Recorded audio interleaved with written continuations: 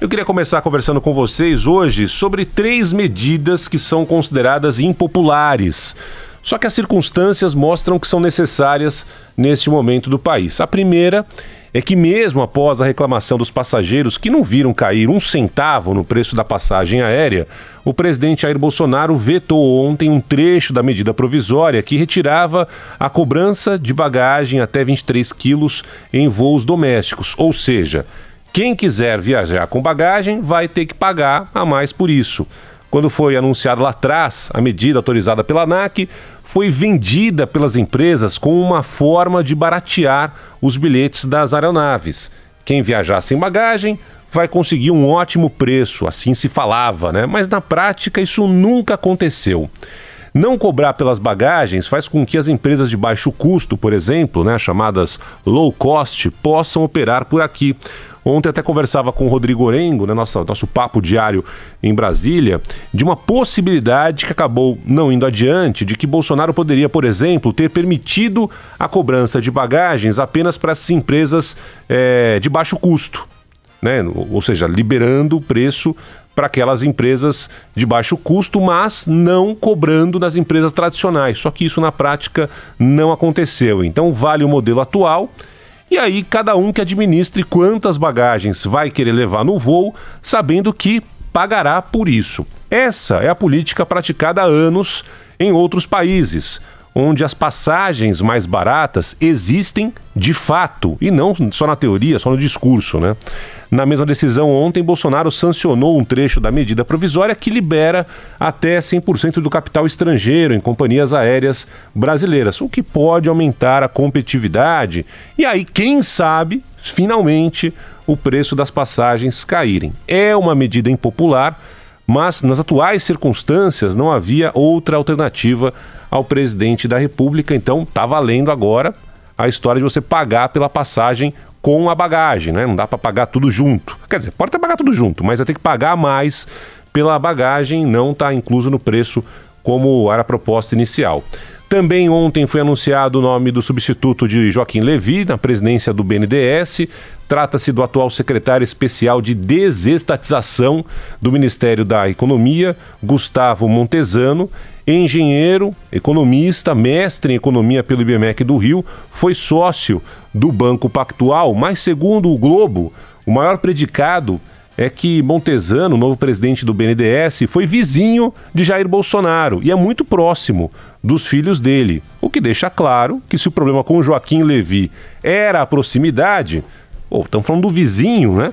No caso do Montezano, a proximidade definitivamente não é um problema, nem de longe, né?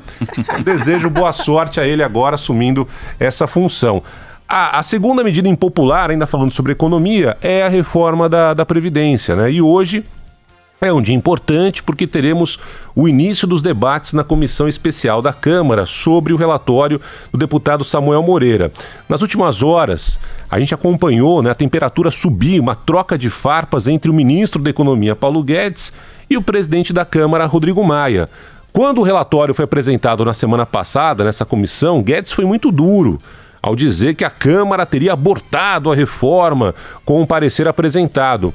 Enquanto o Rodrigo Maia rebateu dizendo que a casa, na verdade, blindou a reforma da usina de crises do governo. Ontem, aqui na Band, no fórum promovido pelo canal Band News, o presidente da Câmara voltou a subir o tom, dizendo que ficou perplexo com o tratamento dado por Paulo Guedes na demissão do Joaquim Levy, dizendo que foi uma covardia sem precedentes. Essa troca de farpas entre Guedes e o presidente da Câmara, Rodrigo Maia, ocorre exatamente no momento em que os dois deveriam se unir para a aprovação da reforma da Previdência. Foram os dois que lá no começo costuraram apoio para o projeto começar a andar na casa, né? Então, por mais que Paulo Guedes mostre descontentamento por não conseguir passar de forma integral o projeto que foi encaminhado por ele ao Congresso, se essa versão apresentada pelo relator Samuel Moreira, do PSDB, for aprovada, o governo já pode comemorar. Apesar da conta mostrar ali na ponta do lápis, né, que no projeto do Paulo Guedes a economia do governo chegaria a 1 trilhão e 200 bilhões de reais, e no caso da proposta do relator, ficaria em torno de 913 bilhões a economia em 10 anos, o ponto é outro. A proposta do Guedes, do governo federal, hoje não passa na Câmara, não tem votos suficientes. Já a proposta costurada por Maia, essa de 900 bilhões de economia em 10 anos, essa teria uma situação que hoje seria aprovada na Câmara. Então, o que o governo pesa mais, né? Não faz sentido nesse momento ficar brigando por picuinha, de criar atrito, para provar quem é o autor da reforma. Se a reforma é do governo federal ou é do Congresso, né? O que interessa é a aprovação da reforma da Previdência, que, olha, no passado já foi desenhada, já foi discutida e nunca foi aprovada de fato em governos anteriores. Por isso, Maia e Guedes precisam ali dar os dedinhos. Sabe como é que você fazia quando você era criança, né? Tô de mal de você. Aí vai lá no final, volta, deem os dedinhos os dois, né? Então Maia e Guedes é o momento de fazer isso, porque a aprovação da reforma da Previdência está acima de qualquer desentendimento, qualquer briga para saber quem é o pai da criança nesse momento. E a terceira notícia é que a empreiteira Odebrecht formalizou na Justiça um pedido de recuperação judicial em dívidas em torno de 65 bilhões de reais. Na verdade, a empresa tem dívidas que passam de 98 bilhões de reais, mas especificamente o pedido da recuperação judicial é em torno desse valor, 65 bilhões. Esse é o maior processo da história brasileira antes da Lava Jato. Esse é um detalhe importante. A Odebrecht tinha mais 276 mil funcionários. E no documento mais recente, a empresa diz que tem apenas 48 mil funcionários. Uma perda de mais de 80% no quadro de trabalhadores desde a prisão do presidente da Odebrecht, o Marcelo Odebrecht. E agora como é que funciona? Esse pedido de recuperação será analisado pela Justiça e, se for aceito, será formada uma comissão de credores para que se aprove ou não a recuperação judicial da empresa. Mesmo em crise, a Odebrecht ainda tem uma atividade econômica que justifique esse pedido e seja aprovado, e serve para evitar o pedido de falência. Eu sei que muito ouvinte aqui da Band News FM vai falar o seguinte: ah, Barão, deixa a Odebrecht quebrar, bando de corruptos, né? Quem mandou se envolver em tanta corrupção? Mas essa, para mim, foi a grande falha da Lava Jato, desde o começo. Nos Estados Unidos, por exemplo, toda vez que uma fraude, um desvio é descoberto numa empresa, diferentemente do que aconteceu por aqui, as autoridades chamam os responsáveis pela irregularidade e aí fecham o que se chama de acordo de leniência. Então, por exemplo, no caso do Odebrecht, chama ali o Marcelo Odebrecht, o Emílio Odebrecht. O senhor corrompeu? Corrompeu. Muito bem. Pagou propina? Paguei. O senhor tem mais para delatar? Tenho mais para delatar. Então faz o seguinte: o senhor, além de delatar o que sabe, vai ficar preso aqui durante X anos. E além do senhor, todos os outros executivos que comprovadamente participaram do esquema.